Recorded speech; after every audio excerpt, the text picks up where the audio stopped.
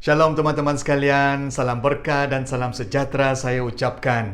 Selamat bertemu sekali lagi. Semoga saudara-saudari semua sehat dan ceria di dalam Tuhan. Hari ini kita masuk ke dalam prinsip yang ketujuh dan terakhir, yaitu prinsip kepuasan atau principle of contentment. Saudara-saudari, wang mungkin boleh menyenangkan hidup kita, tetapi tidak boleh memuaskan kita. Di dalam kita mengendalikan wang, kita harus belajar rahsia kepuasan. Filipi 4:12, aku tahu bagaimana hidup miskin hina dan bagaimana hidup mewah mulia. Di mana-mana dan dalam apa sahaja, aku telah belajar berasa cukup, baik kenyang atau lapar, senang atau susah. Di dalam bahasa Inggeris, Paulus mengatakan, I have learned the secret of being content. Maksudnya, dia telah mempelajari rahsia berasa cukup, iaitu kepuasan. Sifat semula jadi kita sebagai seorang manusia, saudara-saudari, adalah sentiasa tidak berpuas hati. Kita selalu mahu sesuatu yang baru. Kita selalu mahu menukar sesuatu. Kita selalu tidak cukup dengan apa yang kita ada. Menjadi seorang yang berpuas hati bukanlah satu yang natural untuk kita. Jadi prinsip yang ketujuh ini mengatakan kita harus belajar rahsia kepuasan, termasuk saya sendiri secara peribadi.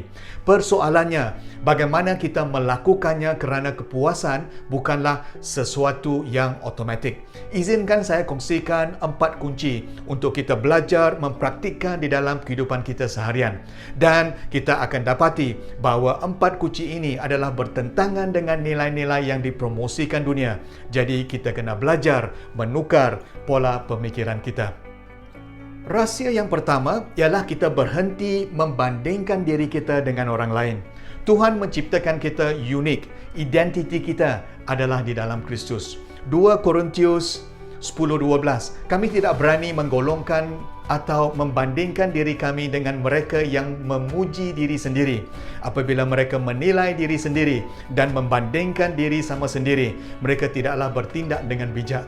Bukanlah sesuatu yang bijak, saudara-saudari, untuk kita membandingkan diri kita dengan orang lain menurut firman Tuhan. Kita tidak seharusnya mengingini sesuatu yang miliknya orang lain. Keluaran 20:17, jangan mendambakan rumah jiranmu, jangan ingini isteri jiranmu, hambanya, baik yang lelaki maupun yang perempuan, lembunya, keldainya, atau apa-apapun yang dimiliki oleh sesamamu. Mendambakan adalah keinginan untuk memiliki sesuatu tanpa kawalan.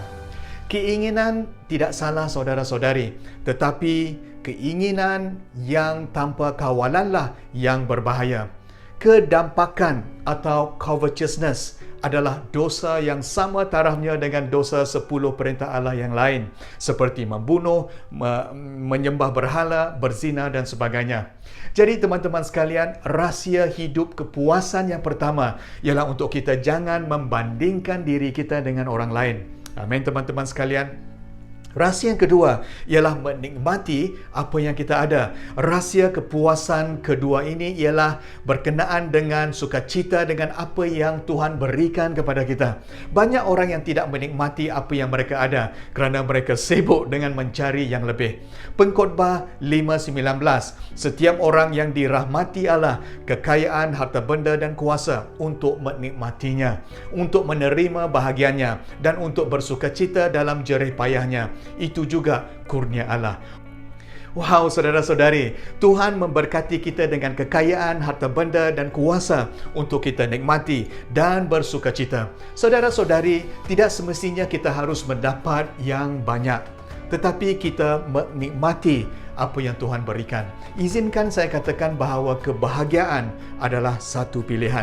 Jikalau kita mengatakan bahawa kehidupan kita tidak mencukupi, kita mempunyai 2 pilihan, saudara-saudari. Bekerja dengan kuat atau mengingini dengan lebih kurang. Apakah pilihan kita? Rahsia yang ketiga ialah kita harus mengingati bahawa hidup bukanlah berkenaan dengan harta kekayaan. Kita harus mempunyai perspektif yang betul tentang harta benda. Lukas 12:15, Yesus menyatakan, ingatlah baik-baik supaya menjaga diri daripada segala ketamakan. Kerana kehidupan manusia tidak bergantung kepada harta kekayaan yang dimiliki. Kehidupan bukanlah berkenaan dengan wang. atau harta kekayaan, atau kejayaan, atau sukses, atau pangkat, atau posisi. Tetapi kehidupan adalah berkenaan dengan perhubungan.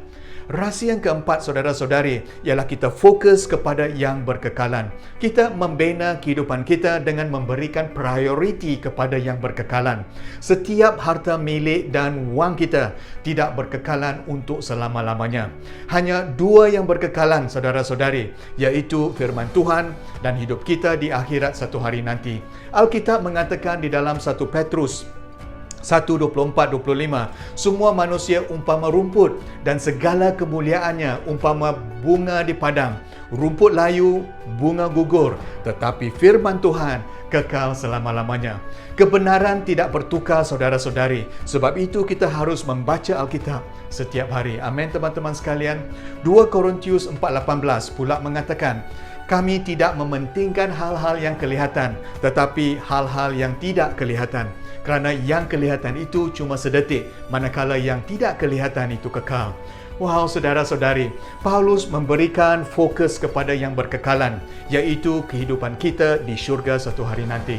Dan ini hanya diperolehi melalui perhubungan kasih kita dengan Tuhan. Jikalau kita belum berbuat demikian, inilah harinya untuk kita menyatakan bahawa kita memerlukan kasih Tuhan melalui Yesus Kristus. Perhubungan kita dengan Tuhan akan mengakibatkan kita memberikan prioriti kepada perhubungan dengan orang lain. Apabila kita mengasihi Tuhan, kita akan mengasihi orang lain dengan kasih.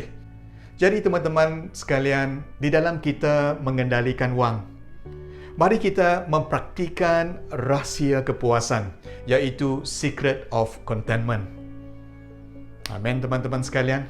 Mari kita berdoa dan minta pertolongan Tuhan. Tuhan, kami telah sampai ke penghabisan renungan ketujuh. Hidup kami adalah sementara, dan di dalam hidup kami yang sementara ini, Engkau telah memberikan kami prinsip-prinsip keuangan yang boleh kami praktikkan di dalam hidup kami. Tetapi destiny hidup kami adalah yang berkekalan. Dan seperti yang tertulis di dalam Mazmur 17:15, kami akan mengatakan, di dalam perbenaran kami akan melihat wajah-Mu, kami akan bahagia sepenuhnya apabila terjaga di hadirat-Mu. Amin. Kepuasan kami lengkap apabila kami bersekutu dengan Tuhan. Terima kasih Tuhan, dan kami doakan semua ini di dalam nama Yesus Kristus. Amin. Saudara, kita telah sampai ke pengakhiran siri prinsip keuangan. Dan dengan ini saya akan tutup dengan satu pantun. Awal pagi bekerja di ladang, setelah penat mandi di perigi. Kalau ada umur yang panjang, semoga kita berjumpa lagi. Terima kasih saudara-saudari, sampai kita bertemu sekali lagi. Tuhan memberkati. Shalom.